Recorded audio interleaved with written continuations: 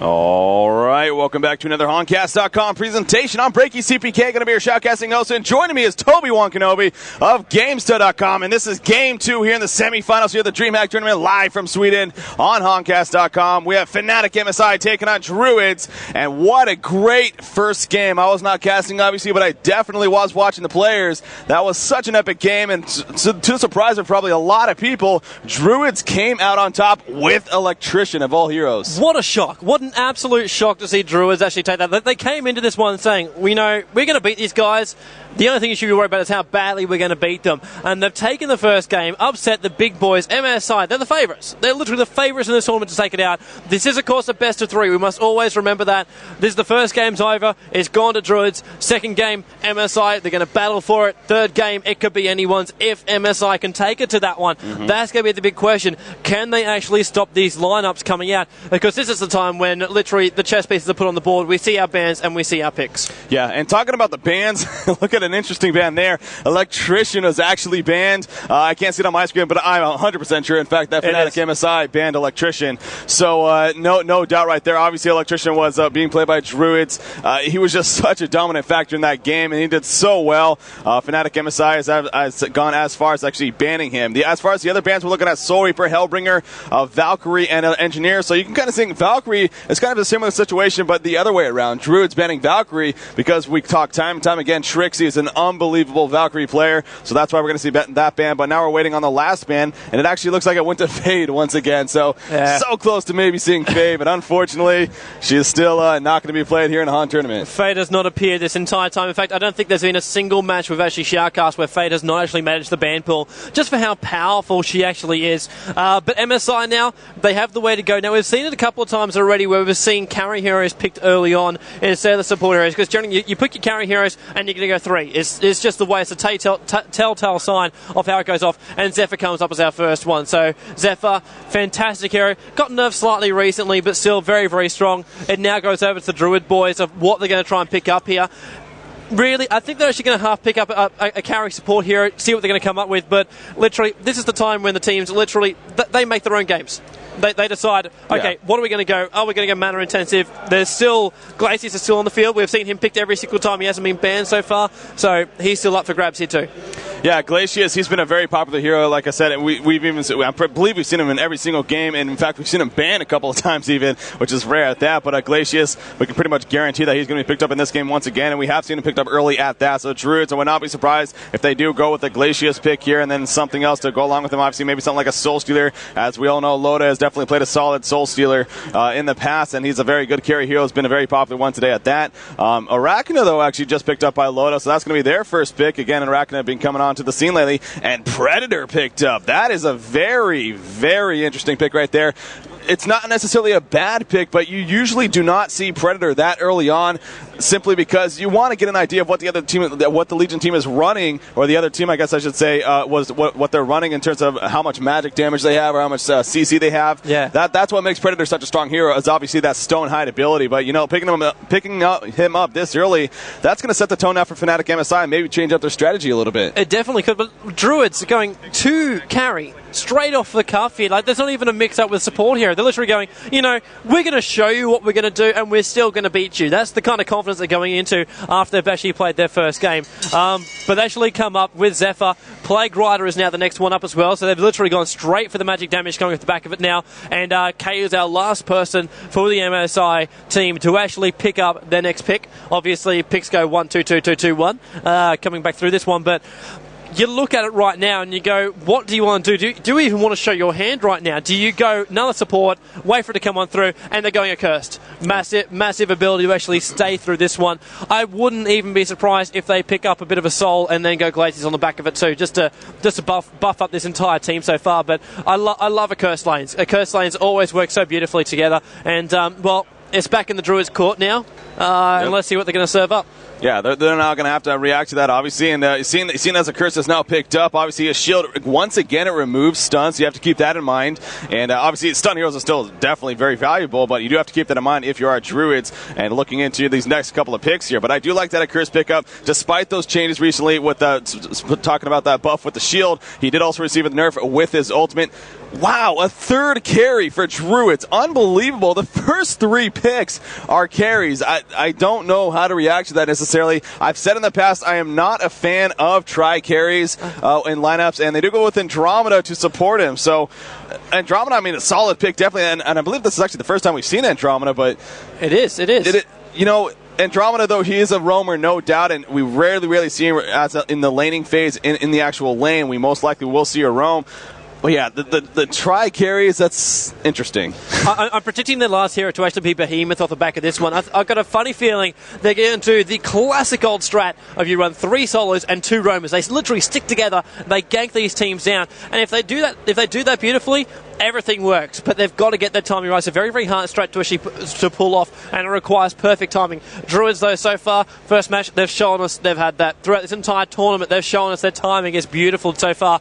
Wretched Hag now coming up. Wretched Hag literally being the hero which carried our team the first semi-final through. And Forsaken Archer once again coming back in again as well. So, interesting picks actually coming out from this at the moment. There's a lot of...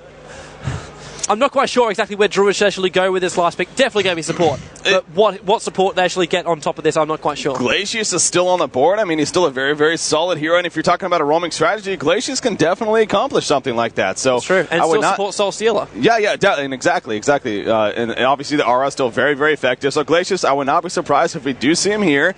Would be a very solid pick, but he has to be a support. I mean, that's a guarantee. There's no way they're going to pick a carry. That was not an actually pick. That's the maybe they're going to pick it type deal. So and it is going to be Pyromancer. So they kind of just throw us an oddball there, but they do finish with Pyromancer. So he definitely fits into that roaming role. He can definitely play a strong roamer, and he can go well with Andromeda. So that is very, very possible. We could see that type of strategy being ran, but then the question comes down to, you're going to have Predator solo. So where would you want him to solo? You put him mid. You put him mid because when you still have your 2 roamers going around, it creates that kind of fear that pushes you back to your side of the river. So you have that kind of fear coming off here. So if you've got an Andromeda and Pyromancer moving down and moving around all the time, you don't want to cross it. If a rune gets picked up, an Invis rune gets picked up, Pyro comes up behind you, stuns you up, Andro swaps you out, you're never ready for it. You've got to be careful for this kind of stuff. And Predator, I reckon, best to put him mid. If not, let him solo maybe even the bottom lane so he can actually tower hug for the Hellborn side, and then you put Arachna or Soul Stealer, let him go mid, let Arachna go top, or things like that. But you're still going to try and move it around. We might be completely wrong as well. These guys might have a different surprise for us.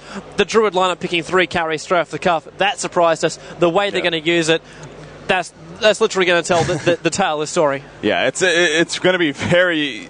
I know we're all just sitting here in what is Druid's going to do with this lineup, who's going to go where, and how are they going to play. Another thing you have to keep in mind, and actually didn't even think about this, but I caught on to this, Andromeda and Arachna's auras, they stack, so you have to really remember that. And when we're talking about a tri-carry lineup, that's going to be huge later on in the game. If this game goes late stage, no doubt you have to give it to the Hellborn team, hands down. But at the same time, though, they still do have a very solid early game, especially if they run that strategy that we're talking about with the roamers and then solo lane. So we have finally started loading into the game now, and now this is where it gets interesting. Again, this is game 2 here against Fnatic MSI taking on Druids. Druids came out on top in game 1. Can Fnatic MSI answer with a victory, or will Druids be moving on to the DreamHack Tournament finals? We'll have to wait and see. So it looks like so far they are starting to go to the lanes. Looks like you called it right there. Predator is going to be headed middle. Soul Stealer and Pyromancer for the time being are headed bottom,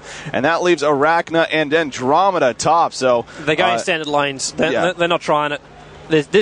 I'm actually a little bit worried at the moment because I think Druids, their lineup is strong to get to late game, but we might see a pure Rice. And for people who don't know what Rice is, it's literally you sit there and you farm. That's just the way it rolls. And with their lineups, with their supports they've got, they're going to be their support hero, like Pyro, Andromeda, great support heroes. But what's going to come out from them, it's not going to be too aggressive. They'll be the harassment on the other heroes, but because you look at the lineups coming out, you've got Wretched Hag going down towards the bottom. We've seen this many times. Wretched Hag able to actually solo up against 2 heroes very, very easily. And of course, with the skill players of this caliber, you know it's going to come off like that. Plague Rider heading up towards the top rune. Zephyr's actually going to be soloing up the midsection. Now, I do like to always see Zephyr move around the bottom, but Zephyr also does still have the option to move inside the neutrals, use those tornadoes to actually still get that little bit of extra income as opposed to what you find behind in the lanes here. And of course, top lane coming up with a Forsaken Archer as well as a Curse up there on the top lane. That's going to be a hard lane to bring down, even with Arachna and Andromeda up there. Through the stun, you actually get off that as well as Arachna's slow, which is very, very crippling early on.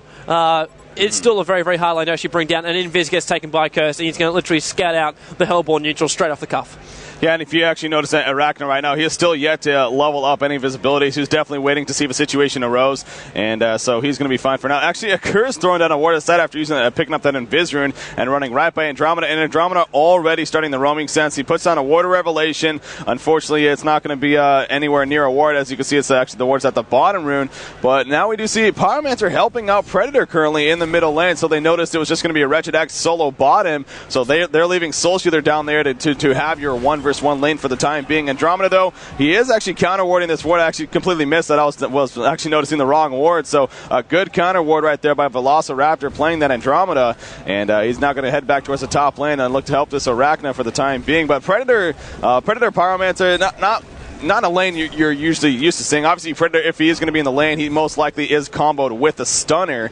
So he's a decent babysitter. He can cause some harassment, but not the most ideal. But so far, it seems like they're playing pretty aggressive and causing some problems here for this Plague Rider Zephyr lane, who definitely can be pretty powerful in their own right. Look at that fear just coming up as well. Like, Andromeda goes missing, and they're on their side of the river. If they know a rune got picked up, if the Invis got picked up, we've got another 25 seconds before the next rune comes up. But actually, just having that hero out of the lane, even just Andromeda moving herself inside the trees for just a little bit, just losing that sight for a little bit, it's enough just to put in the back of the minds of, is someone coming from behind me? Do I feel confident enough for this? Yeah, that's actually a really good point. I mean, when you do have those roamers, you always have to be thinking about that, and that definitely can be taking advantage if you are this Hellborn team. Andromeda, though, she is still level 1. That is the one problem with the roamers. If you are going to run that roaming strategy, you will notice that you do fall behind in the levels, no doubt, and that can cause some issues later on in the game. But for the time being, it's not that big of a deal, but hopefully he can definitely start to pick up those levels, and obviously the way to get that is by setting up those gank kills, which is why you roam in the first place. So we'll keep an eye on that and see how that goes. Predator, by the way, picking up a double damage rune from the bottom rune, and now he's headed back towards the middle. Speaking of creep score, while we're still not having really any action yet so far in this game, Hubris playing that Predator. He's currently 6-3, so not doing too bad, whereas Arachna, we're looking at him, he's 9-5, and then Soul Stealer 6-4, so all their carries not doing too bad. Action at the bottom lane a little bit. Wretched X harassing Soul Stealer, but they're kind of going back and forth with one another, dropping each other to pretty much half health, so they're going to fall back. But yeah, so we're now coming up to the 3-minute mark. Still really no true pressure from either side. No one's really gone for a kill yet. I am a little bit surprised at that, especially with this Hellborn team, and we're talking about. And the other thing to keep in mind too, Andromeda is in fact not playing a roamer. Instead, she's actually doing some neutral creep pulling for this Arachna, trying to get this lane pushed back for him. Yeah, I'm not quite sure what both teams are thinking right now. They've literally just gone to couple up the heroes, just try and get them to work off in this early part of the stage. Don't let first blood go out first. You don't want to lose that. And it's been very, very defensive. And now we should see all the little bit of Forsaken Archer thinking about it, coming up actually on the back of Andromeda, going in the back of the minions, actually running up behind it too. Arachna's going to come up and give a bit of support, but just dropping Andromeda down to half HP. It was... It's the first little bit of aggressiveness you actually see coming out from these lanes. Look at it come straight across, just pushing the Forsaken Archer back there a little bit, and the Curse able to just literally keep them alive up there on the top lane. So even though you can do that damage, it does no good. A Curse will heal, a Curse will protect, and that top lane is going to be next to impossible to bring down unless you've literally got another hero up there on the top lane to give support. Yeah, and you go back to the roaming. Maybe Pyromancer, if he's going to head up here, they can definitely set up something here on this Forsaken Archer and look to drop him, because this Hellborn team, Forsaken Archer and Zephyr, obviously the targets that they're looking to keep from getting farmed, and I'm actually going to look at that right now, see how Zephyr's doing. Zephyr currently 185 gold per minute, while Forsaken Archer 185 gold per minute, so they're practically identical with themselves, so not doing too great. It seems like the job is being job well done on Druid's part in terms of keeping them from getting that strong farm. Then you look at the Hellborn team, we got 218 gold per minute on that Soul Stealer and 204 gold per minute on the Arachna. Action in the middle lane, actually just Phoenix Wave pretty much coming out from Pyromancer, doing some damage here on Plague Rider and Zephyr, so You know, we're still not seeing action. And this is, action at the middle lane. Actually, they are going in onto Zephyr. Zephyr being leaped on. The Phoenix Wave does not long enough, though, and Zephyr is going to survive. So good attempt right there from the Hellborn side. Unfortunately, though, we're not able to come through with the kill. And you see the health potion being used, and he is now going to be fine. They are pushing out back a little bit. Action at the top lane, a little bit of harassment going on, but nothing really major. Going back to the middle lane now. Predator, he's using those illusions to kind of throw this Legion team off guard a little bit, but we'll see if they maybe go for an aggressive play once again. But a good attempt right there from the Hellborn team. Just as I was talking about, we're still yet to see anything, but not able to come through with it. Now just past the 5-minute mark, we're still looking for that first Bloodlust kill. I'm still waiting for it to actually come on bottom. It's been the one lane which has literally been like, it's all quiet. It's all quiet in the bottom lane. And you got Wretched Hag going up against Soulstealer, two of the great game late game carries. Because Wretched Hag, we've seen us so far in this tournament, just literally ripped out. Look at that Demon Hand, just pushing it back ever so much. Soulstealer so protective of all these kills. Blink up, screen goes as well. Let's try to push him back there. And it's literally tit for tat in that bottom lane. But you drop that life down, and all it takes is just one roaming Andromeda, one roaming Pyromancer to get that kill on the bottom lane, or just to move around. Once they go again, look at Wretched Hag really backing herself to level 6 Soulstealer, being forced back there, literally bleeding out in the way back there, losing HP. Is he going to survive? Yes, he does. Gets back past the tower. Wretched Hag comes in nice and close, looking for that last little blink and scream, but Soulstealer hanging inside, running those bottle charges, which just came in on the Flying Monkey Courier, and Wretched Hag, that was great line of sight being played out. Soulstealer comes back through, Demon Hand just scaring Wretched Hag to blink themselves away, but fantastic play coming out there from Lotta on the bottom lane. Yeah, that was a very aggressive play from Wretched Hag, and when you're going up against a Soulstealer like that and playing a Wretched Hag, and no doubt that's what you have to do, and so obviously a very good play on his part, again being played by Fresh Pro, and now he actually bottles up a Regenerate and then uses it immediately after, so he's going to keep this pressure up, and Soulstealer, he has full bottle charges, but he needs to be really careful here. A blink in and nuke down, and with the ultimate is going to be a guaranteed kill for Wretched Hag, so Soulstealer, as a result, you see him sitting way far back. He knows something isn't right now, and despite not having Ward of Sight, he's definitely using his presence of mind to know that the situation is just pretty dangerous here, so he is going to stay next to that tower and not allow Wretched Hag to blink in and pretty much finish him off. So again, we're still waiting. I can't believe that it's now 7 minutes in and we're yet to have a Bloodlust kill between two such great teams like this, and with these lineups, again, going back to that, you figure at this point in the game we would definitely have a kill, but still yet to see one, but it by no means is because they're not good players, obviously. It's simply because they're evenly matched, and that showed in the first match, and it's definitely showing here. Wretched Hag actually diving on Soulstealer. There goes that ultimate, followed by the Sonar Scream, but turning around Soulstealer, not going to be nearly enough, though, and Wretched Hag finishes him off. Soulstealer deciding to turn around instead of actually running away, but Pyromancer, he just misses a stun on Wretched Hag, and Wretched Hag blinks away. Great stop reaction from Fresh Pro right there to get away from the Pyromancer stun and survive. So excellent play right there, and we finally see the Bloodlust kill in 7.5 minutes into this game, and a great job killing Loto right there, playing that Soulstealer. It took a while, but you saw how much effort actually went into actually pulling that one off. A big problem we actually saw from Soulstealer on the bottom lane, though, was the fact he actually had to wait for his bottle. The courier flying off to that middle lane, transferring the items around. He had to wait for the bottle charger to come back up again so he can get himself back into that battle. But Wretched Hag, literally in that whole time, was able to sit down there, farming up as much as he possibly wanted to. And, well, you're getting yourself behind the 8 ball right now as we actually see Pyromancer running up towards the top. The pings are going off. They want to try and claim the life up there on the top lane, but it's not going to be any good. Those guys, they're unkillable at the moment. They've got to find other weak points in the armor here of MSI, and MSI, they've claimed one so far. They're looking pretty good so far. The teamwork is all nice. The lanes, they appear to be getting on top of the CS scores as well, with literally 3 heroes, all 3 hero carries for the Druids, though. They're all over 20 on the CS count board here, but you got 31 on the back of K. Yeah, up top, actually, the initiation happening on the curse right there, and Pyromancer's going to finish off with the auto attacks. And now Andromeda throwing the sun on Forsaken after he's going to be dropping right here, trying to kill Andromeda, but not able to do so. Down to 20 life. The poison damage from the skeletons was still ticking, but not enough. And Ake actually picking up both of those kills. So the Pyromancer being played by Aki, doing a good job right there, and that's exactly what we were talking about earlier in the game. The fact that Pyromancer has yet to roam Andromeda as well, but finally we see Pyromancer head towards that top lane, and as a result, we had a double kill. Meanwhile, though, at the top lane. Plague Rider, he nukes down Andromeda as Andromeda was trying to fall back to base. Great job by Plague Rider, knowing that Andromeda was going to be running back and then cutting him off, so he actually ties it up at 2 kills apiece right there. And now Predator getting custody in the middle, and he turns around and leaps on a Plague Rider. Plague Rider dropping so fast with that ultimate as well, but the Zephyr ultimate is enough to scare him away. There was someone porting in, but apparently they canceled it, so he was not able to get the assistance, so he just decided to play it safe right there. Now we have Wretched Hag taking some damage from Soul Stealer. Oh man, he actually used his Sonar Screen before he blinked right there. It didn't even do any damage, but he almost, that was a misclick or just a quick reaction, but he definitely needed to get away there. Soul Stealer was looking to finish him off. Pyromancer porting into the bottom lane, and now he's pinging the bottom ruin. Is it going to spawn right there? No, it's not. It's unfortunately going to be at the top side, and it's going to be a Tablet of Illusion. Plague Rider's headed right there. So again, with competitive players like this, whenever those every 2 minutes hit, you usually see someone going towards those runes no matter what time it is in the game, because runes are just so powerful really at any stage in the game. It's also roam time. You're actually right.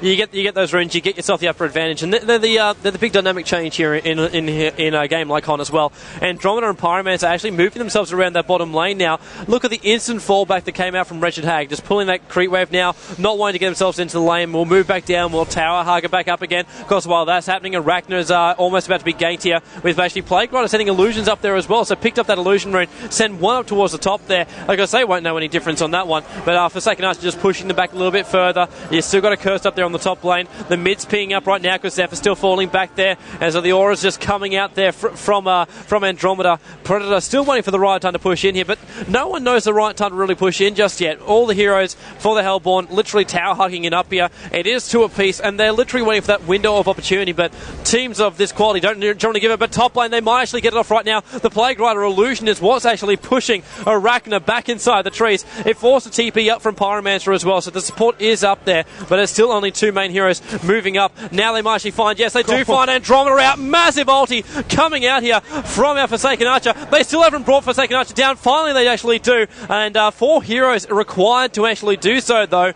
That's an expensive hero to take out of the lanes, but Pyromancer as well as Arachna hanging up around the top there. Not quite sure they want to be part of that one because the 4 heroes they pulled to actually do so. Predator also came up for that one as well. That was a lot of heroes being pulled from all the lanes, so a lot of resources not being gathered by both teams.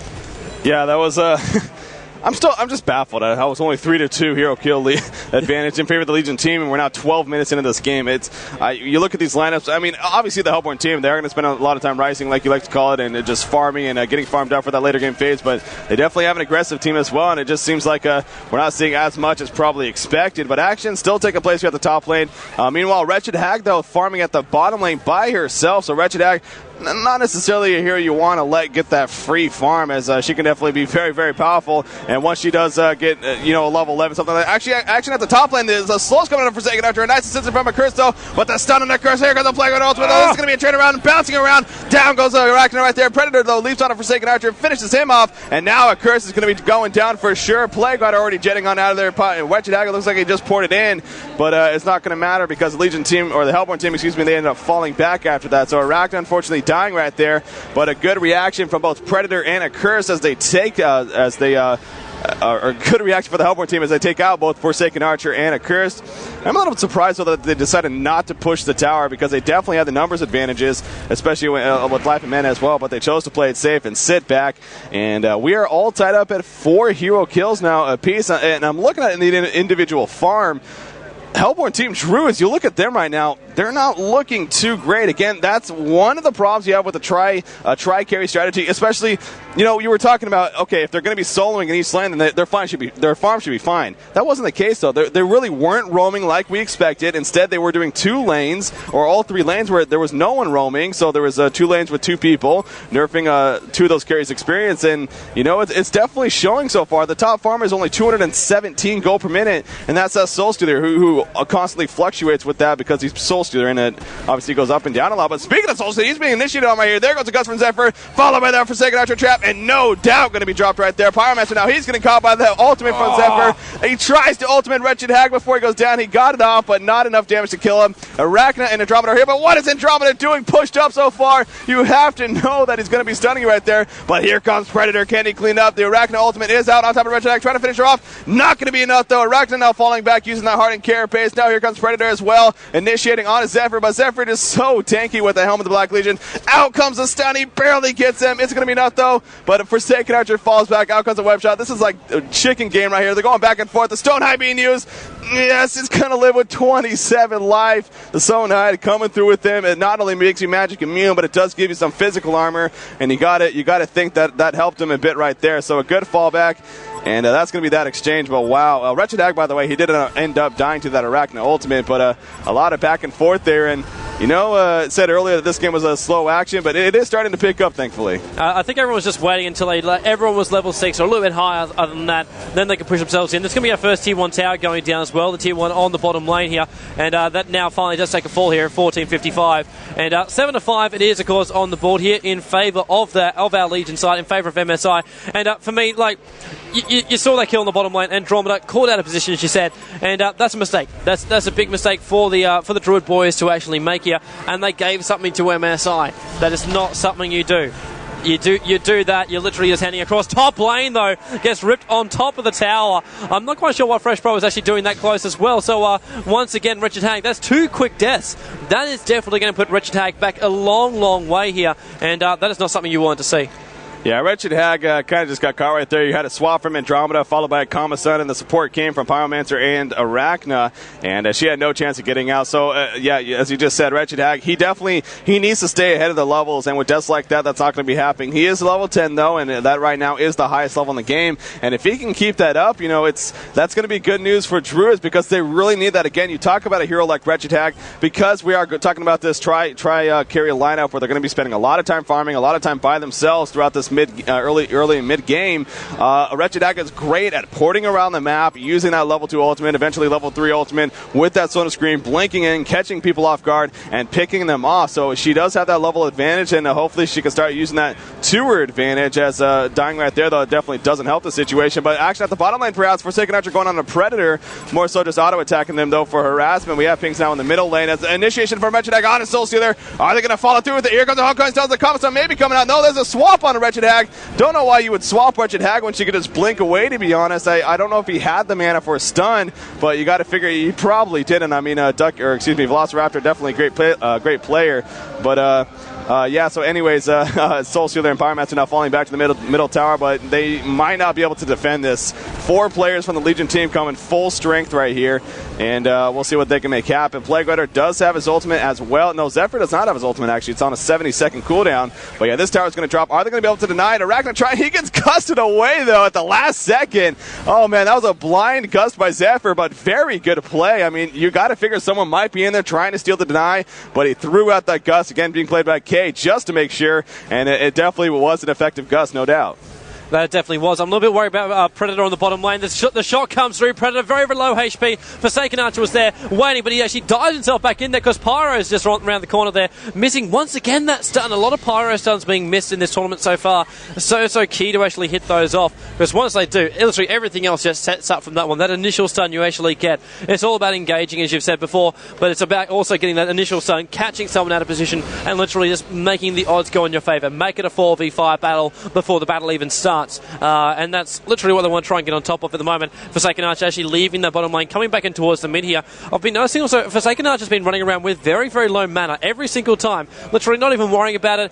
Going to have the skeleton minions up there, push it out there, do the standard damage, and just try and be in the right place at the right time. Plague Rider always with enough mana for an ulti as well as a blast. Being ready to actually push on up, moving up towards the top here. Wretched Hag very, very confidently just moving herself around inside the Hellborn neutrals, and will force themselves back. Predators, of course, moving around up there. No tier 1 tower up there on the top lane to actually hug next to. He's literally got to do it with the creep wave, so still going to be a little bit careful. Support will be a long way away if he does get himself in a bit of trouble up there, and well, Wretched Hag, she is definitely one that can create trouble for him. Yeah, no doubt. And we're now 12 minutes in, or excuse me, 18 and a half minutes into this game.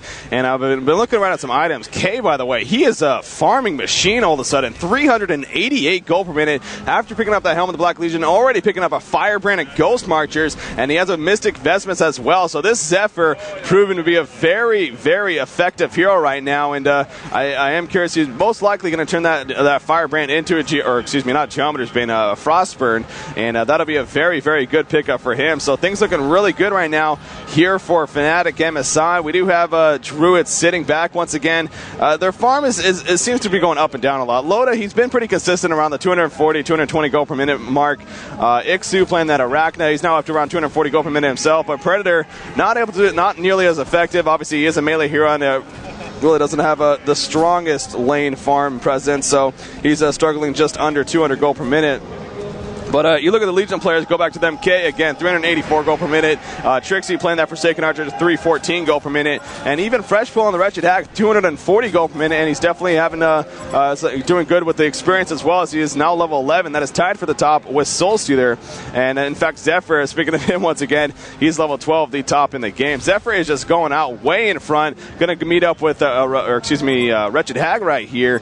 But nothing's going to happen. Takes an Aurora debuff right there. Soulstealer throwing out some nukes here on these neutral creeps. In comes Wretched Hag, blinking on a Soulstealer. Soulstealer's going to use the ultimate though, trying to turn around Pyromancer with the nuke down. And there's a Commissar onto Zephyr, followed by the Pyromancer ultimate. And that was a great turnaround from Drdz right there. And now here comes the Arachna ultimate on top of a Forsaken Archer. But the Accursed Shield comes out. Now she's going to try to pour it out, but a nice swat to prevent it. And down goes Forsaken Archer as well. Oh man, so many problems here for Fnatic MSI. They lose 3 players, do not get any.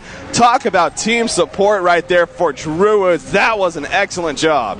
What a time to come in. What an absolute perfect time to come in. And what a time to get 3 heroes. Like it was not looking good here for Drdz, and they just hit themselves back up. They got themselves now back in front on the kill count board, and they're also going to claim this tier 1 tower as their prize here. Or can they? Looks like support's actually coming up from Plague Rider, just blasting off the creep wave, trying to actually get on the back of Predator as well. That tower's still going down. There should be a glyph up their sleeve for this one. They're not actually going to use it. Going to let it actually go off here, and 3 heroes are going to fall back from that middle lane. Top lane TP's also coming in here with Wretched Hag, going back up there after it has actually been pushed out there by the Soulstealer, but everyone now falling back there. They've claimed their prize. They've got their 3 kills, no deaths. They've got their tier 1 tower in the middle lane too, and I think that's a pretty damn good day at the office there for Drdz. Yeah, no doubt. And for what seemed like to be an early game or an early game advantage for the Legion team, and again, we've been commenting on Zephyr and how well he's doing, and it looks like they're in a pretty good spot right here. After that fight right there, Drdz is definitely turning around. He mentioned that he's trying to get some tower pushing as well, at least in the middle lane, so they get their first tower, whereas Fnatic MSI, they've gone 3 towers themselves, so Fnatic MSI definitely still confident with that. But, Drdz, and again, in the later game, it's maybe not as much as I was making it out to be, at least in the very beginning. I mean, the more I think about it, Zephyr and Forsaken Archer, 2 very solid carries themselves. And the thing with Zephyr, he's obviously a really tanky type carry, similar to someone like a Predator. I mean, Predator being a strength hero, and he can definitely get a lot of life built up, and he can really stand strong in there, especially with that Stone Hide ability. But Zephyr as well, he's a very tanky carry, and if he can definitely make his presence felt in those team fights. But speaking of Zephyr, he gusts a Predator away before he can leave on him, but out comes the Commissar, followed by the nuke down, and there's a Soulstealer ultimate right on top, and there's that roasted chicken. Zephyr just got caught in the other in the Hellborn team's career or ancient stack. That's unfortunate right there. You gotta wonder though what he's doing all by himself up there. He was confident. He was still moving around. Of course, Zephyr does actually have that leaf which can get himself out of issues like that one.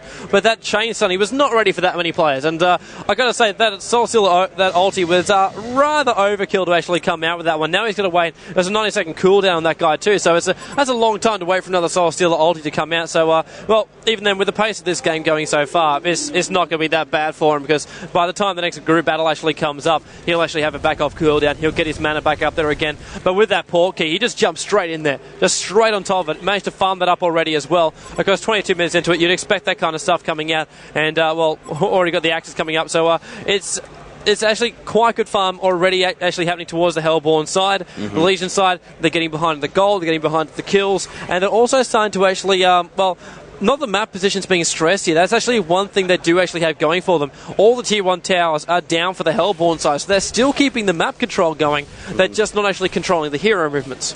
Well, yeah, the other big thing about those tower kills, again, it's not just because you get the gold for them, but it's also the fact that if you're the Hellborn team right now, you do not have those outer towers to teleport to either go on an offensive push or to set up a defense somewhere or to go to a creep wave to help your farm. Instead, you only have those secondary towers to port to, and that can cause some issues for them. So I've been looking around at more items, so it looks like Forsaken Archer has actually picked up his Thunderclaw, so again, choosing to go that route, eventually going into the charge Charged Hammer. He did the same thing last game.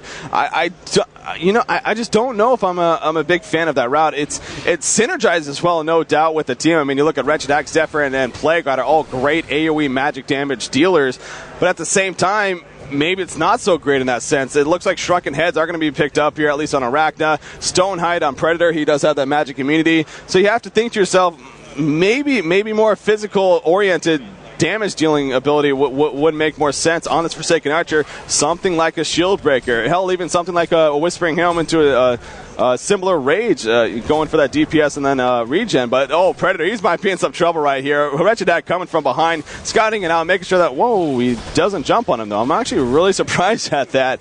Curse and Wretched Hag doing 2v1 against Predator, and they don't jump. And actually, at the bottom lane, though, we have Zephyr trying to get away. But again, Zephyr's going to get caught. The swap into the Comet Stun, and then the nuke down Soul Stealer again, using the ultimate right on top of him. And Zephyr gets ganked once again. That's causing problems here for the Legion team, unfortunately. And they needed Zephyr to do well, and he was doing so well being played by K early on, but his farm has gone down by about 90 gold per minute in the last several minutes due to those 2 deaths. A lot of credit to Drdz for picking him off.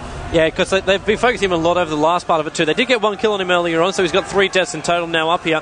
But you claim that Zephyr. Zephyr was the only thing standing between them and that tier 1 tower on the bottom. And now we were going to have TP support coming in there. In fact, massive beams of light coming through. A Curse the first one. Wretched Hag now blinking herself up there. They're going to try and get Andromeda, who's already made the TP out there. And they're going to come up with absolutely nothing but a creep wave worth of kills. And that was a lot of gold. That's literally using 450 gold just to TP that many people down towards that bottom lane.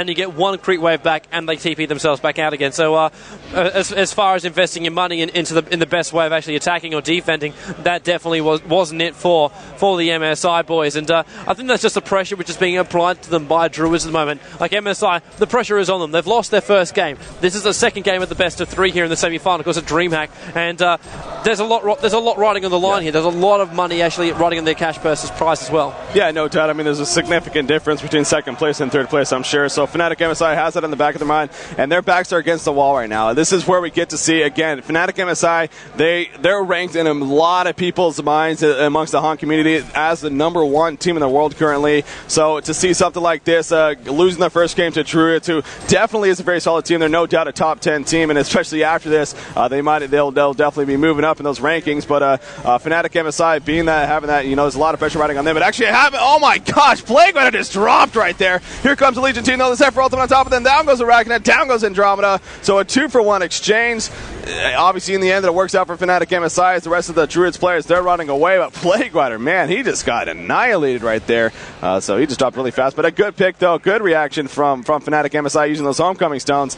And they're able to at least pick off 2. And now they're looking to make a counter push here. Zephyr, he is farmed up enough to the point where they can definitely start pushing aggressively. And that they are doing here at this top tower with 2 players down. They want to take that advantage. So this is a really smart play here by Fnatic MSI. Here they're going to take the tower. Zephyr actually taking the units with his wind shield and also the fire shield from Accursed. So those are going to be taken out easily. The Hellborn team grouping around. Are they going to actually go in, though, is the question. And Sanitarius, by the way, finished on Predator. Here we go. There's a Soul Stealer right on top of Forsaken Archer. Very well placed. He finishes off Accursed as well immediately after. So just like that, 2 players just disintegrate. And now we have Wretched Hag and Zephyr trying to run away. Zephyr's going to pour it out. He will not be able to get stunned, so he's going to be fine.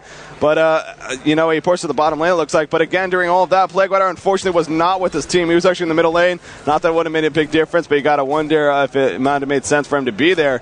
But a great job from the Hellborn side right there. Despite having the lesser numbers, Soul Stealer landed a very, very good ultimate. Yeah, that he did. That was perfect placement. That Porky, though, it's just such a key item to always have on a Soul Stealer to actually get yourself in there. And now look at them going straight for their counter push. So it's like 1 tier 1 tower on the top line. They don't even need a creep wave just yet. They can do it all by themselves. They can tank it up as well. And there goes the tier 1 tower. So, well, I was talking before about map position, the fact they actually managed to actually hold it. Of course, the MSI boys, I was talking about doing that one. And Drdz, 1 quick battle, turns it around, pushes back out again. And now they also move 5 kills ahead on the board as well. 14-9 here, 28 minutes and 28 seconds into this game so far. And things are looking very, very bad here for Drdz. For MSI. They're on the back foot. They're still able to actually coordinate a couple of ganks. If they think about the top lane, Predator's in a bit of trouble. Now going to TP himself back out there. There's no stun, though, that can stop him. And even Forsaken Archer coming up, 4 heroes, and they couldn't actually stop him from easily just getting out their grasp. Yeah, that's a great thing about Predator. Similar to someone like Swiftblade as well. They just they use that magic immunity ability, and they're just safe to port out, even if they're in the open like that. So, good job right there by Predator using his abilities wisely. Wretched Hag, by the way, he's picked up a puzzle box, and in fact, it is now level 2. So that's good news for him. But yeah, this Hellborn team, I mean, they're just looking better and better. The other thing to note too, Andromeda currently he only has level 1 dimensional link, so he is not maxed out currently. Maybe as you might have expected it, especially with this lineup. And again, those aura stacking so useful. But at the same time, I'm sure Drdz isn't expecting to make the true pushes and make the really big team fights happen until later on in the game. So by that time, Andromeda should have that aura maxed out, at least hopefully. But as a result, maxing out that Aurora and the Comet Sun, that Aurora, a lot of negative armor right now between that and the Soul Stealer aura, and eventually, in fact, Predator's ultimate as well. So I'm sure we'll even see a shield breaker either on Predator or Soul Stealer as well, and just help them with all that negative armor. They do have to deal with the Plague Rider, so it would be very good. Congor going down here, by the way, and the Legion team not even reacting. This is something Fnatic MSI did a good job of last game, killing Congor, I believe, a couple times, but this time it looks like Drdz, they're able to take it out with ease and no competition whatsoever, and Soul Stealer's the one to pick it up. So he has finished that Shark and Eddie. Now it's a token of life. Things looking good for him. Predator again, he's going to Stonehide and port out. He just keeps going to that top lane. He just knows he can do that. I mean, he goes, he farms, and if he runs into trouble, well, I'm just going to pop my Stonehide and port out. So the Hellborn team all around is looking so good. All carries are at least above 300 gold per minute, and Soul Stealer is 407 gold per minute. Druids, I tell you, they can smell the finals right now against KD Gaming. You know that they want it, and they are going to do everything to get it here. They got to finish it, though. That's the big thing. Like, you can push down as many towers, you can farm up as much as you want, but until you take out that Rax, until you actually finish it off, their goal, of course, being the World Tree, you bring that down, and then it's win rather. Champagne pops up, and you find yourself in the grand final. And that's literally where they've got to get to, but getting there is not as easy as it sounds. They're still going up against MSI, and if MSI want to, they can turtle this. Of course, that's not going to be the best way of doing it, because Druids have so much farming power coming out of them right now. They can literally just push this team back here. But MSI, they can batten down their hatches, then they can push out when the time is right for them. So they're not out of it yet, but of course, yeah, Druids, they've definitely got the scent of blood on them. Yeah, they definitely do. And Soul Stealer, by the way, is now the top level in the game, and level 17. So with that level 3 ultimate, again with that Portal Key and Shrunken Head, he's already lined up several good ultimates. Would not be surprised to see many more throughout this game. He picked up an ultimate orb, by the way, or Blessed Orb, excuse me. So most likely going to be looking to turn that into a Geometer's Bane eventually. But again, farm looking really good for him. Meanwhile, the top tower actually taken out. The secondary top tower pretty much just by a creep wave. It looks like a Zephyr Illusion was there, but nothing else. No, excuse me there. Speaking of Zephyr has actually finished a Frostburn, so he finally has finished that, so that's definitely a great pick up on him, but that's only going to do so much, unfortunately. He isn't, at least in my opinion, this is how I see Zephyr. I see him as a strong AoE hero presence. I'm not a big fan of his single target auto attack damage and physical target. I've just never really been. So something like a Frostburn, I mean, it's a decent pickup, but it by no means is a game changer pickup like it could be on other heroes. But the push is happening now here from the Hellborn team here on this bottom tower. In goes Soul Stealer right there, launching an ultimate. Not the greatest place ultimate, but it's enough to double Demon Hand nuke down a Plague Rider right there. Nice swap on it. Who was it? That was Forsaken Archer, taking him out immediately after. Chris could not do anything. Zephyr's starting to drop fast despite taking all that damage. Look at Arachnid just standing there with that Shrunken Head. Can they finish off Zephyr? Chris trying to block. Oh, nice guts right there. Wretched Hag throwing out the ultimate, and Zephyr is going to live. Great job from Fnatic MSI, and in fact, they turn it around and kill Predator, and they also kill Andromeda. Pyromancer stunning, trying to stun out Curse. He actually stunned Zephyr right there, but the chase is on Soul Stealer now, and this is going to be huge. They're going to kill Soul Stealer. Pyromancer thinking about porting out, but he actually canceled it, but he really can't do anything. He has enough. Oh, a nice portal though from Soul Stealer to get away after resurrecting. The Arachnid coming back in, being chased by Wretched Hag, but there goes the curse right there. Now Wretched Hag's going to go down as well, and Soul Stealer just trying to take Zephyr. Zephyr chasing Pyromancer, but he might, no, he kills Pyromancer. Now he needs to get away, and Wretched Hag blinks away as well. Unbelievable, just the action just does not stop. We're now about 2 minutes into this fight, and now Soul Stealer, he's going to be in some trouble. He has a blink in 1 second. He's going to use it right here. No, he turns around, in fact, after picking up that illusion rune right on Wretched Hag, and now the Plague Rider ultimate, though. with the illusions. Oh, it's going to bounce the illusions. Not back to the real one, though. But still, Soul Stealer's going to get picked off. Great job right there. But the swap onto Wretched Hagen now. Andromeda trying to finish him. No, he's not going to. And now Andromeda's going to die, most likely. Plague Rider's chasing him. Maybe not. Plague Rider, maybe. Go. Nuke. There we go. And that's not going to be a genocide, but close enough. Fnatic MSI. Oh, man. What a comeback fight right there for them. What? Where did that come from? That shouldn't have even been there. Druids were pummeling them into the deck at the moment, and it was literally a genocide. Never actually had all 5 players down at the one time, where they'd literally respawn, get themselves back in there, and then die again. And MSI now push themselves back out. The lanes will start to now push back out once again. You got Predator trying to clean up this midsection of the mess that was left from before, while he actually still has teammates sitting on the bench at the moment, but the rest of the boys literally gone back. They're buying up right now, so the puzzle box now finished up to level 3 now, of course, on the back of the Wretched Hag, and of course you always want that at level 3. Plague Rider, what a time for an ulti as well, literally going in there, chasing that Soul Stealer down. He was a bit unlucky that it didn't bounce across all the illusions and then back onto the real one, and the real one almost escaped, but he got back on top of that one as well. But even your support heroes like Plague Rider, he's got himself the steam boots up, he's got himself the power supply. It's enough to keep him alive, it's enough to keep him moving around while still playing that support there. A Curse now moving around. Very, very basic items for a Curse. I would have expected a little bit more coming out of him. Couple of braces, couple of steam boots coming out from him as well. You run down to Forsaken Archer, and that's where the big thing goes. The charged hammer, as you said, finally being created. Still got the Mighty Blade and Warhammer up the sleeve, and, well, a lot is going to be put on the back of this Forsaken Archer to actually come off with the goods here at the moment. But really, MSI, they're looking better. They're looking like they might be able to take this to a third game. Druids, I think a lot is going to really pin on them for the next engagement. Who actually starts it off and how the next big group battle actually ends up. Well, you have to keep in mind, too, you look at the Hellborn team, and even after that fire right there, oh, a nice swap onto Andromeda. Oh, trying to Pyromancer stun it, but Wretched Hag just too quick to react, blinks out, so good job right there. But the point I was going to make, actually, you have to...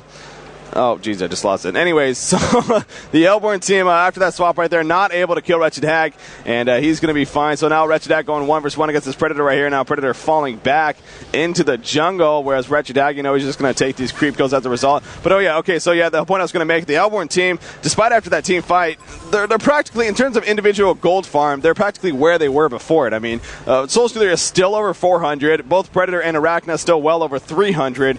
So, I mean, they're still in a very, very solid place. And again, although maybe not as confident that they necessarily have the later game as I was at the beginning, but I still think that they do have the late game advantage when they have those 3 carries with Soul Stealer, Arachna, and Predator, especially when you're only looking at Zephyr and Forsaken Archer for the Legion team. But I tell you, Fnatic MSI, they're doing a hell of a job right now, sticking into this game, and what looked like could possibly be the finishing coming up soon. Fnatic MSI stood strong, and they definitely made a comeback. Charged Hammer, by the way, finished on Forsaken Archer to go with that shrunken head, and he's kind of pushing this bottom lane by himself currently, but he might want to be careful, as pushing by himself, definitely dangerous at this point in the game, and every death is a big deal really at this point in the game. At that 37 minutes in, if someone gets picked off, I mean, it turns it into a 4 versus 5, and that's where the pushes start happening, and that's where you start to lose racks eventually, and we all know how much racks are such a big deal when it comes to these games. So Congor should be up in a couple of minutes. We'll keep an eye on that and see which team. I'm sure both teams are definitely going to be looking to go for that Congor kill, but which team actually gets to it.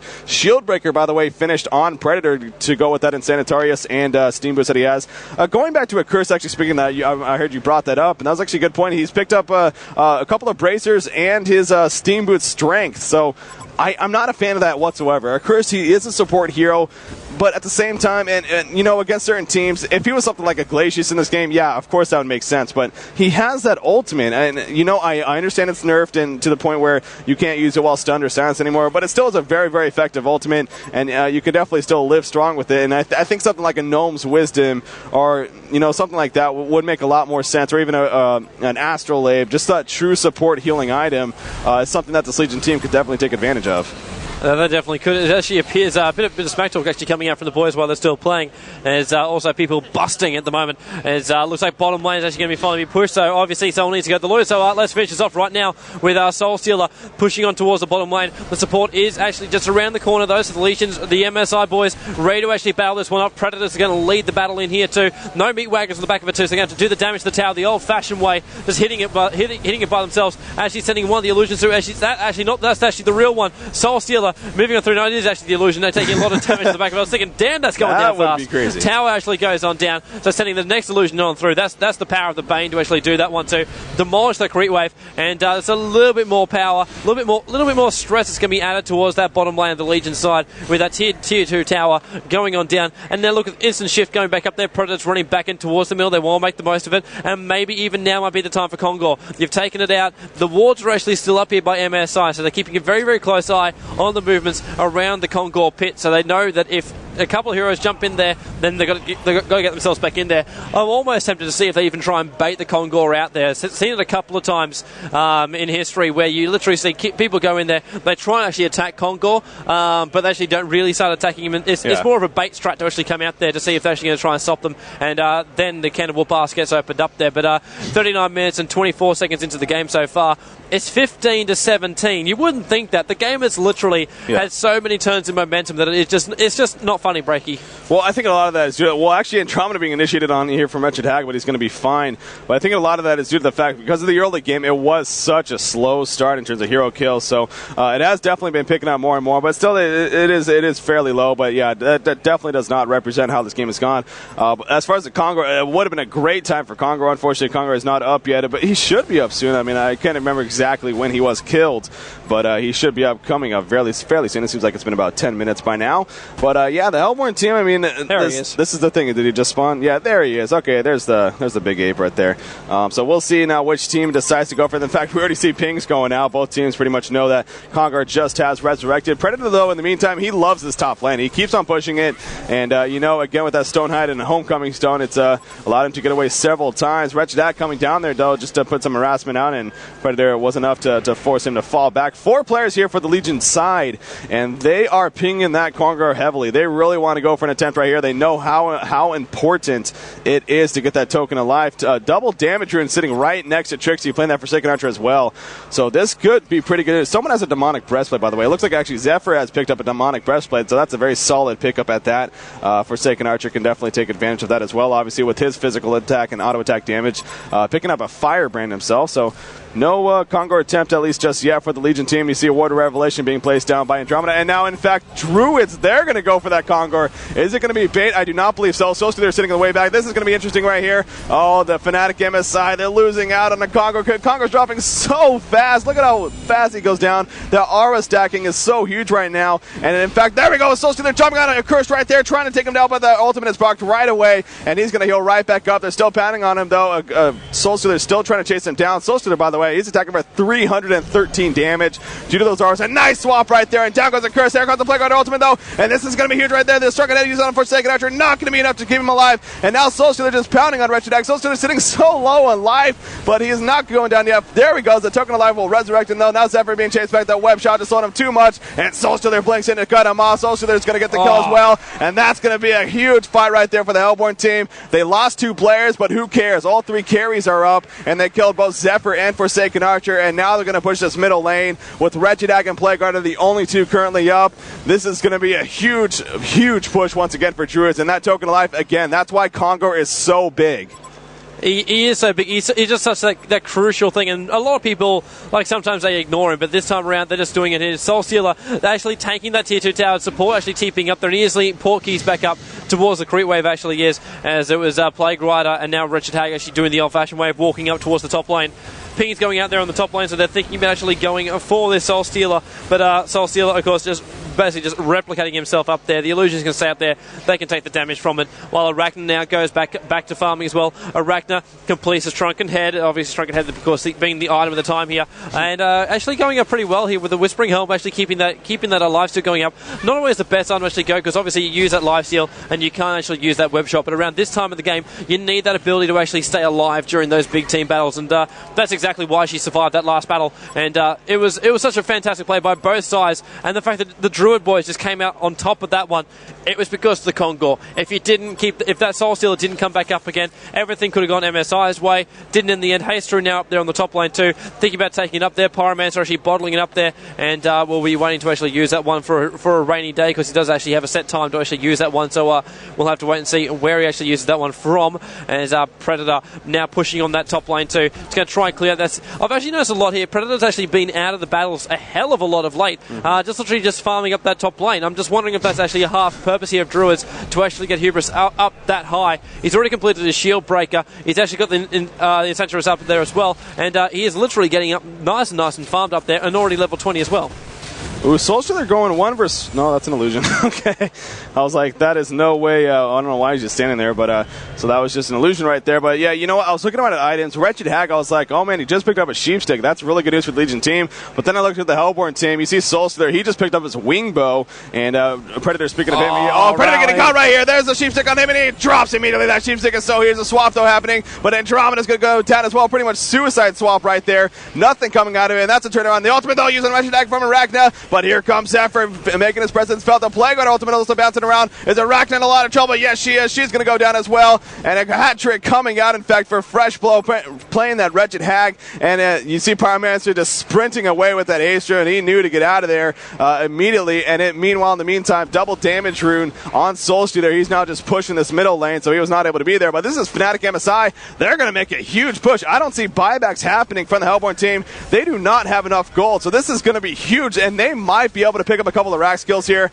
And this game has just been so back and forth. So a couple of minutes ago, I figured Druids probably had this in the bag for a good part of it. But Fnatic MSI after that fight right there, oh man, this is going to be huge. Soul Stealer, though, in the meantime, he's pushing the solo tower at middle, and he's going to get it down. So he's just say, you know what, I'm going to take out your middle racks if you're going to take out my tops racks. And this is unbelievable. He's just doing it. Loda playing that Soul Stealer. Look at how fast the melee racks is dropping now up here as well. The top tower goes down, and this is just it's a 1 versus 5 practically in this race. And the melee racks goes down, and Soul Stealer gets away with his portal key. Excellent job by Loda right there. So at least he got something out of what looked like nothing. Sure, the top racks were destroyed. We saw that coming, but a great play by Loda. I definitely think that was a smart decision on his part to kill the racks rather than going back to base and maybe trying to set up a defense that probably wouldn't have worked. No, that was possibly the best thing he could have done. Try to pull him out there as the call for next time Loda actually have a bit of a crack at it.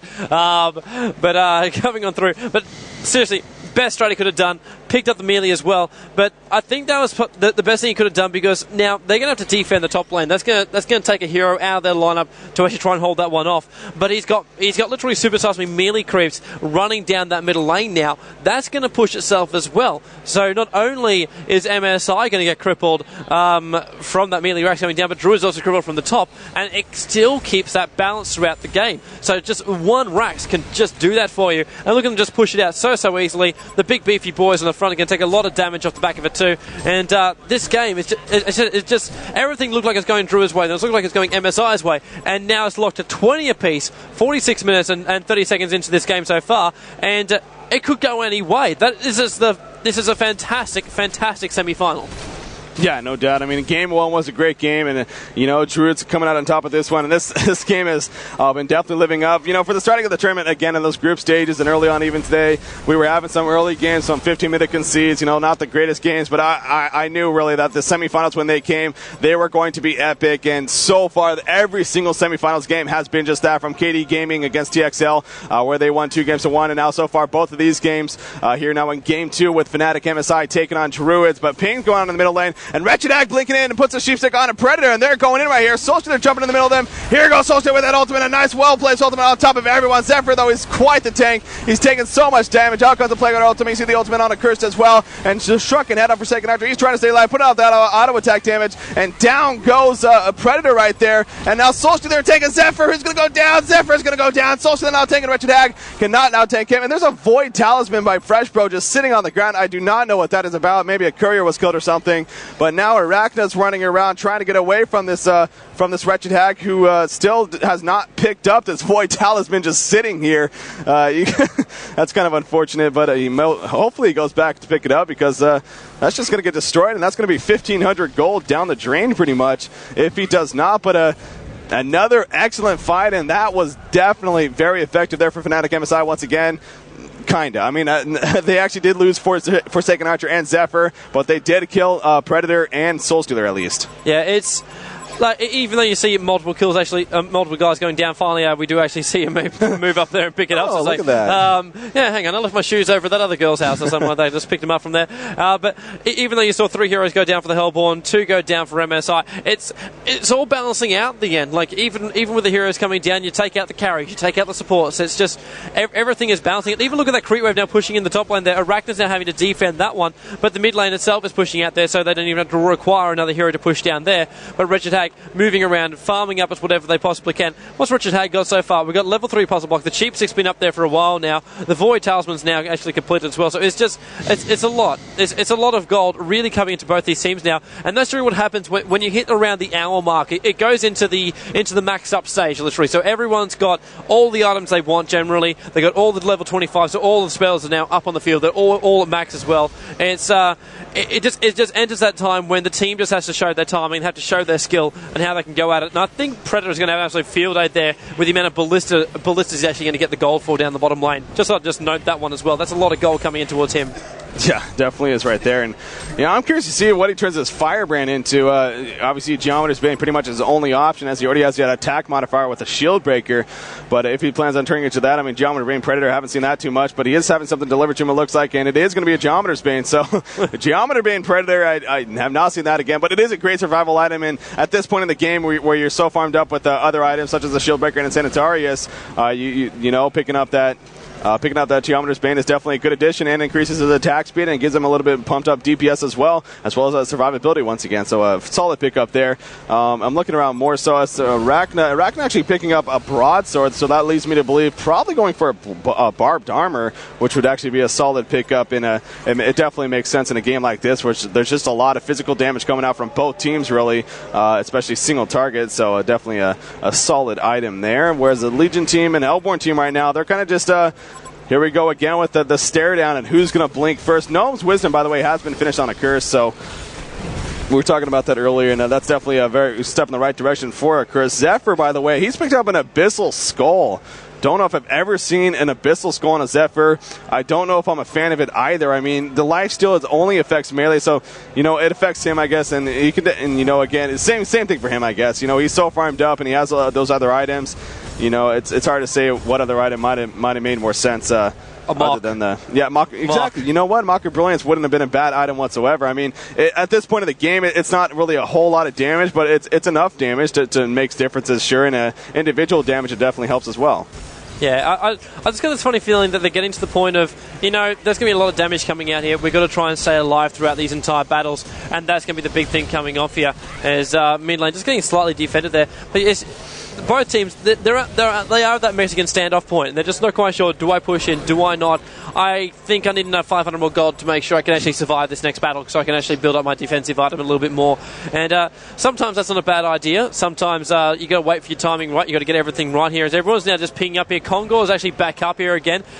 Spawned up just a couple of seconds ago, and Aura now coming off here. So everyone is outside the Congor pit. It's just literally, it's the place to be. It's like the Playboy Mansion right now. The swap goes out. Soul still actually moving himself in there. They managed to bring down one already, so we've just lost our Plague Rider, but the ulti's still bouncing around at the moment as we see Arachna running around like a massive chopsticks at the moment. Now pops off the Bane, and they can push them all back right now. Mid-battle is where it's all still going off. A Curse ulti's actually popped off right now, so trying to get a lot off here. It's insane battle off at the moment. They've already taken down 2 of the MSI boys. Druids are on top. They're pushing them on back now, trying to hold them in place as the Archer literally just flies off there, trying to hold them all off right now. And Druids are going to form themselves up. They're about to push in the middle here, or are they even going to go Congor? He's still up.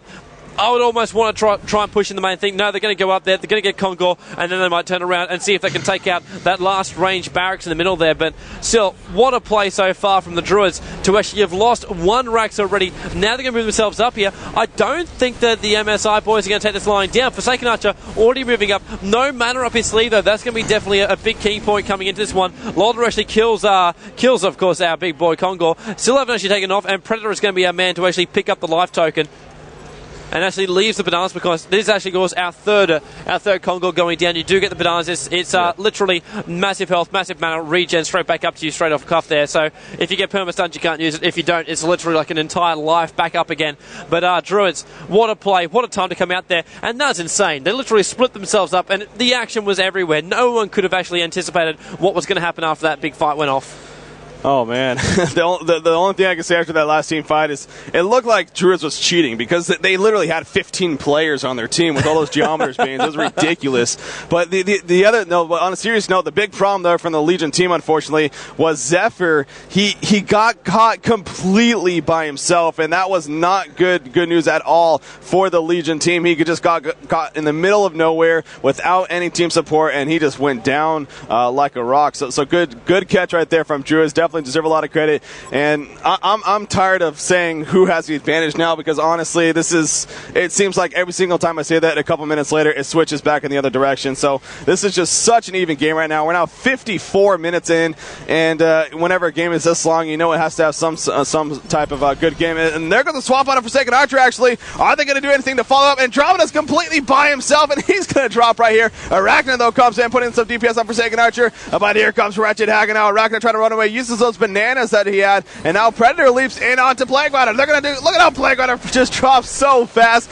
Soul Stealer jumps in with the ultimate as well, cleans up on the puzzle box minions, and now they're switching their attention to Zephyr right there. Just so much damage. Zephyr's going to go down, and here comes the Hellbore team. Another lead from Predator on to Forsaken Archer. Forsaken Archer's in a lot of trouble. A nice shield from a Curse right there. Curse is going to port back to base, and Wretched Hag blinks away. They still want to chase Forsaken Archer right here. Actually, canceling his Homecoming Stone was Wretched Hag, but now Arachna and Predator, they want to kill Forsaken Archer, but Forsaken Archer should be fine. But there's that ultimate on Wretched Hag. The Sheepstick on a Predator, not going to be enough. A great pick for Drdz once again, and that ends up being a 3-for-1 exchange. So what was an awful initiation for Drdz in the beginning there. Andromeda had no right to be there swapping. He had no support whatsoever. They trickled in, and sure enough, the Hellborn team cleaned up.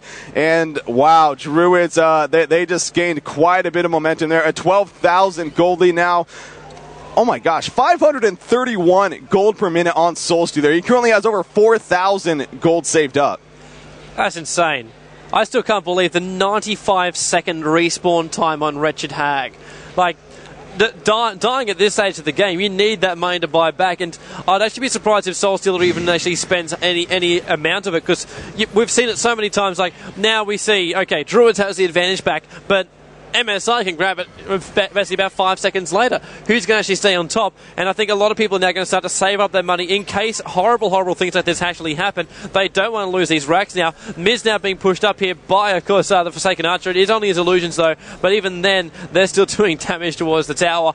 Predator's there to actually clean up the mess there. But still, you get to this point of the match, and it's going to cost you a lot of money to buy back. A lot of money to buy back. But you're also so farmed up that you're gaining so much money from all these kills, and it literally, you get to a point where it just becomes a battle of the economy of who can buy back, who can push harder, and who can literally sacrifice more. Yeah, it's, this game is just unbelievable right now. 56 minutes in. Both teams are going back to farming, so we are seeing a kind of a snore fest in that sense. But other than that, I mean, this has just been such an excellent game. Arachna, by the way, level 2 Rift Shards. You see her critting now for 600. That is a huge number right there, and that's without Andromeda nearby. Speaking of Andromeda, by the way, I'm almost at the point where I would rather Andromeda not swap in a certain death and rather than just sit back, because, again, her aura is very, very effective. It affects Soul Stealer, Predator, and Arachna, and it gives them a great damage boost. So I would personally rather him just sit back and not worry about swapping. I understand swapping can definitely be crucial, but sitting back and allowing that aura to be helpful is nice as well. Drdz pushing the middle lane as a team, but Forsaken Archer doing what happened earlier, pushing the bottom lane by himself. So we're going to have another race right here. Who's going to blink first? Forsaken Archer's just cleaning up the creep wave right here, using that split shot, trying to take out this arrow. No one porting in just yet, but the Hellborn team, they're now going to the top tower trying to take it out. No defense being set up on them either, and Forsaken Archer still pushing themselves, though. There goes that Plague Rider ultimate. So many minions, though, not going to be too effective, and the puzzle box minions go down right there. Forsaken Archer is still pushing, unbelievable, and this is just a race. So the top and the bottom are completely cleared. The top is cleared now by Druids, and now they're going for the bottom. Wow, what is going on here? We do have Zephyr initiating right here. Soul Stealer uses the ultimate to initiate himself, though. There's a stun on the Zephyr. Zephyr's dropping really fast. Predator's going to take him out, and now our Curse is trying to stay alive, but Forsaken Archer goes down as well, and and this might be GG right here. Drdz is going to look to clean up this base and finish it off, pick up those mega creeps. They're all still, only 3 of them are alive. Arachna and Andromeda are the only ones, only one dead. They're trying to nuke down Wretched Hag, but he stays alive, and unbelievable out of nowhere, Predator and Andromeda go down. Predator's, though, going to resurrect from that token alive. He's now trying to get away. Soul Stealer was already well out of there, but now Predator leaping back in onto a curse. What is he thinking? He needs to get away. Oh, actually, porting in his Soul Stealer now. He has that post haste, so he comes in to help his teammate. And is he going to be, what is he going to do right here? Forsaken Archer chasing him back. He uses that Geometer's Bane, and it looks like Predator's going to be able to escape. So they're going to chase him, but this is unbelievable. You look at the Sacrificial Shrine. That defensive tower might go down to the Archer here. No, it's down to 5 life. One more attack, so they still have that for now at least.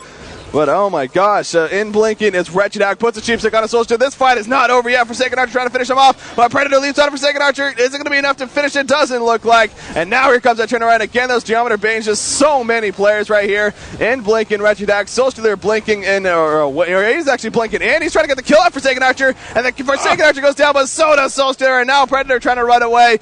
Can he get away from those Puzzle Box minions and a Cursed and Wretched Hag? I do not believe so. He's in a lot of trouble here. He has no Homecoming Stone. He's going to try to die to neutral creeps. Unfortunately, though, a Gotar will not do nearly enough damage, so he's going to go down. Oh, and he now has to wait 100 seconds to resurrect. This is going to be such an epic finish here. We're now at coming up to the hour-minute mark, or the hour mark, and both teams to only have 1 set of racks left. The Legion side, they have all 5 up. The Hellborn team, only 4. This is insane. This shouldn't be at this point. We're now clocking on the hour. The teams are going down. They're respawning. There's only one person who actually can't come back up yet. That's the last guy to die. Predator at 72. The towers are being destroyed. There goes your tier 2 tower in the middle for the Hellborn. Mid push is about to come. This could actually end it right now if they can take out this last Rax and get the Mega Creeps. And there's a pause. There is a pause. Are they trying to build suspense? I'm not quite sure. But the pause comes off, and I'm pretty sure someone is literally busting to actually go right now. But this is enough to actually literally make you wet your pants right now. These guys are going absolutely insane at the moment. How are they managing to pull this off? And MSI, what a rallying of a defense to hold that off. They were inside it. The Forsaken Archer, he literally wiped out 2 racks by himself. Yeah. That was, again, it came down to smart play. We saw that earlier from Loda pushing the middle lane by himself, and he was able to take out the defensive tower and then take on the melee rack, so that was a good job on his part. But then we saw Forsaken Archer do the same thing later on in the game, and as a result, that bottom lane was completely cleared out. So in terms of the base setup, it is even, but right now it's a 5-4 advantage in favor of the Legion team, and Predator still has 60 seconds to resurrect. He currently has 2,200 gold saved up. I do not believe that is enough, though, to buy back. I believe it's in the higher 2,000s to buy back at this point, so he just does not have enough money, unfortunately. So they're going to have to do this fight without Predator, and that's going to be bad news bears for them. The Legion team that we have resumed here, though, and the Legion team is making the way. Here goes Social jumping out. Unfortunately, it was only illusions, really, and so he takes them out immediately, but the rest of the team just falls back, but at least he scares them off. The Legion team playing scared right here. That's a very interesting move. Oh, and by the way, it looks like Predator actually bought back, so maybe that's why they were doing that and kept that in mind. So Predator, though, buying back. He's now level 20. Of course, he is level 25. Going to help set up this defense here. This is going to determine everything right here. This team fight, no doubt, where the game is at. The Legion team, they're not playing too aggressive, though. They're going to try to play this one as well as possible. I don't know if Congor plans on resurrecting soon. They are going to check him, but he's obviously not going to be there. So right now, the Legion team, they're not going to push. They are too. They're not feeling confident, and you know what? I got to agree with that. I mean, if they push right there into five players from Druids, it might not have seemed pretty. Although Soul Stealer's ultimate was down, that's definitely a big deal. But you know, it's clear that this Hellborn team, if they all fight together, especially with those double stacking auras, they can be something. They can be a force to be reckoned with, and they can dish out a lot of damage. So both teams might even wait for another Congor kill even to try to finish this one off, as they are kind of huddled around that area. This is really interesting right here. And who's going to go first? There is a Legion coming in this middle lane, though. Are they going to do something right here? Out comes the Aurora. The stun on the Wretched Hag. Can they follow this up? The Sheepstick on a Predator, and there goes the swap on a Wretched Hag as well. Wretched Hag trying to get away. It looks like he just was able to. Zephyr Zephyr, though, cleaning up here. Arachna trying to pound into Zephyr, get him killed right here, but finally someone goes down, it looks like. And in fact, that was Plague Rider after getting off his ultimate, though. But that is the only player to die so far. Meanwhile, at this bottom side, a nice swap onto Zephyr once again to try to save his Pyromancer teammate. And in comes Social as well, and he lands the Common Stun. What a range right there, followed by Pyromancer, and they clean up Zephyr. Great play from the Hellborn team right there. Druids making a comeback, taking out both Zephyr and Plague Rider, and now expect to see a pushback from them. Congor is not up yet, but if you're this Hellborn team, I mean, they don't have the greatest life or the greatest mana pool right now, so they might not be able to be really effective. But oh man, you have to think that they have to push right here, but they are not. In fact, they are falling back, and they're going to get regened up and look to go back to square one at this point. So many creep lanes are being pushed, so that's the big problem. They can push the mid, but if the battle drowns out even longer than maybe even 2 minutes, they're going to get ripped by the creep waves pushing out. The waves need to be pushed back over the Rhine, but over the river is where they need to get it. Soulstealer's doing that on the bottom lane. Top lane, we've actually got Pyromancer now heading up there towards the top lane as well. I still can't believe Pyromancer's actually 62 minutes into this game, and he's actually still only level 19. He hasn't even clocked up level 20 just yet. So really taking it for the team at the moment. But they're giving time. They are really giving time to Zephyr at the moment. The ping's on Congor. He's back up. 62 minutes. He's respawned himself back up again. Who's going to come in? TP's actually even coming in from Pyromancer, coming in for it. Soulstealer's straight in there. They're not even going to wait for it. Who wants to clear wards? They could get really caught out now, though. That's going to be a big problem. Congor almost down. Massive DPS. He is down. They've got him down now, but will the Legion try and make the most of it? No, they're not. They're backing off. They're backing off. They're not wanting to take it. And this is going to be a big thing for Druids now. They've got the Token of Life up their sleeve. They can push on this mid. Or are they actually going to? They're going to head up towards the top. I think they actually managed to actually scout out Forsaken Archer there very, very quickly. They still have the Illusion up there that's pushing off the lane right now. But are they actually going to be able to push it off? 1, 2, 3 heroes, 4 heroes moving up towards that top lane. They're going to take out that creep wave, push it out now. And I think this is going to be the time of, we've seen this before many, many times, push the multiple lanes. Get it back on you and make sure that Token of Life isn't wasted when you actually push yourself in. Yeah, you know, that Congor kill, that might have just done it. I mean, the fact that Predator now has 2 lives on top of him already being very, very difficult to kill. The bananas on Arachna, I mean, I would even consider that another life as well. So this excellent Congor kill there for Druids once again. I believe that is the 4th time they've had all 4 Congor kills so far. Now 64 minutes into this game. Riftshard's level 4, by the way, finished on Arachna, so she's even dealing more damage than she was before. But I don't know what to say. I mean, you figure that the Hellborn team, they're strong enough to push and actually finish this game, but it's a risk. It really is. But you know, with that Token of Life, I mean, you figure that this would be the time, if any, but there's only so much farm you can do as well. I mean, they keep farming up, but at this point, obviously, most of the players, if not all of them, are just saving up for buybacks. And Soulstealer has plenty of those. He probably has 2 buybacks. I mean, 6,200 gold saved up, farming 546 gold per minute. That's just an insane number right there. The Legion team, Trixie, he's their top farmer. Forsaken Archer, farming 435, not doing too shabby himself. But Soulstealer now pushing the bottom lane. He's just getting what seems to be unnecessary farm at this point, but hey, you never know. He might need 5 or 6 buybacks later on in the game. But Arachna now hiding out of the jungle, not going to be getting caught though. The Legion team going around the side. Invisible Forsaken Archer. Are they going to do something with this is the question. Soulstealer has now ported into the team in the middle with that post haste. Plague Rider being chased back. He's going to get, no, a nice gust right there from Zephyr to save him. Although Soulstealer is still in hot pursuit, maybe to make something happen. And getting caught though is Predator. He's dropping really low. In comes Pyromancer now on a Forsaken Archer. Not going to be enough though. He catches the illusions unfortunately. And Soulstealer in front of them uses that Shrunken Head, turning on a nice swap on a Forsaken Archer right there. But Forsaken Archer using the Shrunken Head himself. A nice ultimate from Zephyr on top of Soulstealer. That ultimate though from Arachna is onto a Zephyr. And no one dying yet. Unbelievable. Players are still alive. Predator was down. He is down to 170 life, but again, he has that Token of Life, so you have to get them to mind. And in comes back with the Forsaken Archer launching those stuns or the nukes right there. He is going to Homecoming Stone out as well. So Predator did end up going down, but of course he resurrected. And Andromeda, the only one to die after all of that. Unbelievable. But right now, Druids, they are pinging that bottom side there. They want to go for the mega creeps. Again, there's no defensive tower. But they're not going to do it just yet. They are sitting back, and again, Loda, once again, feels like it needs more gold. Now up to 7,000 gold saved up.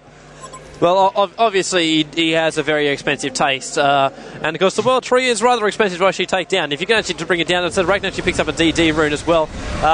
You'd want to see a bottle on the back of that one, but because even then bottles you wouldn't even see now. These guys all have late game items. Like, even have a look here at Arachna's items actually just running around. You get the Rift Shards, you get the Whispering Helm, Bananas are actually stuck in there as well, Bane, Shrunken Head, Ghost Marches. You literally can't make it any larger. You said there's a lot of unnecessary farm going out here at the moment. Completely agree. Everyone is just like, okay, well, I think I want to push in, but I'm not quite sure. Everyone still has a Rax. One Rax is left, one range, one melee. That makes yourself a pair of a Rax. And it's just who's going to push in first, who's going to take it out. The level these guys are at, they can literally just jump in there anyway and destroy it if someone's out of position. So I think they're even just waiting for the lanes to push in there and then just basically get yourself in there, TP onto the back of it, and use those post haste, get yourself on top of it, and then push yourself out. Looks like a bottom push is on the cards here for our Hellborn side. Druids might have actually had enough. They want this last Rax, and they've got their entire team moving down on that bottom lane right now. As I think this has actually been recognised here. And I'm wondering if they've even going to just jump through the front door right now, because Forsaken Archer, once again, he did it last time. He pushed in and he took out the Rax while the other lane was being pushed out here. Soul Stealer wiping out this wave here, or at least trying to, saving up the mana, as now the TP support's coming in here. Forsaken Archer not pushing in the top. TP's in. They might even capture it off now. Now Soul Stealer, he's in the middle of the Arachna ulti, not even making even a scratch there at Forsaken Archer. Everything's hitting off in the middle. Every ulti going off. Soul Stealer's ulti going off as well. They managed to actually bring down one guy so far, but no, oh no, we're seeing Druids getting ripped off badly at the moment. They're losing heroes left, right and centre. Arachna's going to be the next target, trying to fall back here. Lotta's actually bought back once again, so he's probably not too far away. TPing support in right now. He's got to help him out because his teammate's in trouble. Right on top of it, pushing the Hag back now. Now he's the next target. We've already lost to Arachna. They're going to target him, gusting him back towards it, pushing him back, and they get it too. Smackdown comes down. Arachna actually buys back, avoiding the genocide, but 100 seconds for our Soul Stealer to actually respawn back up again.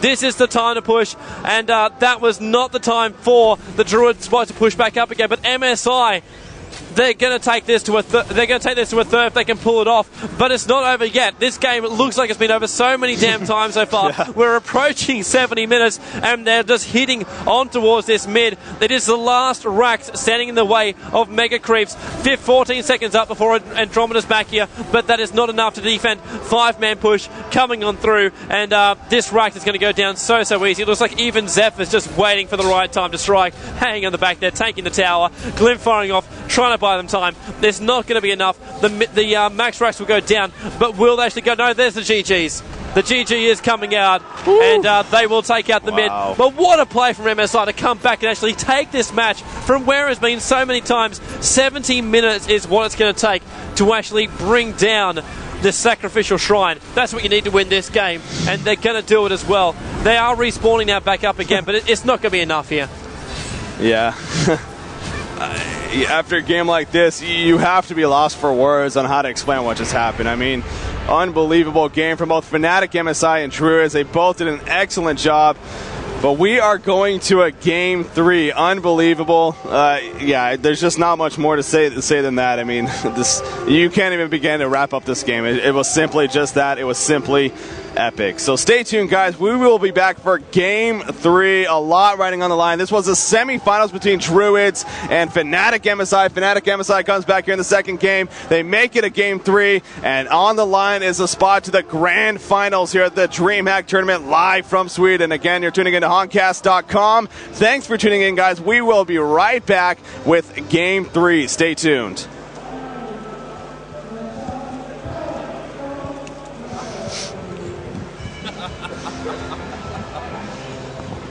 Did you ask for a better match to be broadcast on television, on national television? No, you couldn't.